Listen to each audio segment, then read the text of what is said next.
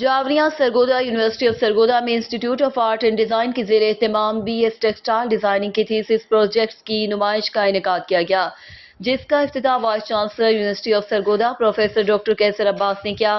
نمائش میں 22 طلباء نے جدید اور روایتی مہارتیں استعمال کرتے ہوئے منفرد اور دلکش ڈیزائنز تخلیق کر کے اپنی صلاحیتوں کے جوہر دکھائے۔ نمائش میں ملبوسات، جیولری سمیت مختلف پہناووں کے نت نئے ڈیزائن اور آرائشی سامان پر مشتمل فن پارے شائقین کی توجہ کا مرکز بنے رہے۔ نمائش میں اساتذہ اور طلباء کثیر تعداد میں موجود تھے۔ وائس چانسلر پروفیسر ڈاکٹر کیسر عباس نے طلباء و طالبات کے کام کو نہ صرف سراہتے ہوئے کہا کہ بہترین کام کرنے کے لیے ضروری ہے کہ آئیڈیاز بھی بہترین ہو۔ انہوں نے کہا کہ ٹیکسٹائل ڈیزائن تھیسس میں طلباء جدید تقاضوں سے ہم آہنگ اور مارکیٹ کی ضروریات کے مطابق پیش کیے ہیں اور پاکستان میں ٹیکسٹائل انڈسٹری کا مستقبل روشن ہے۔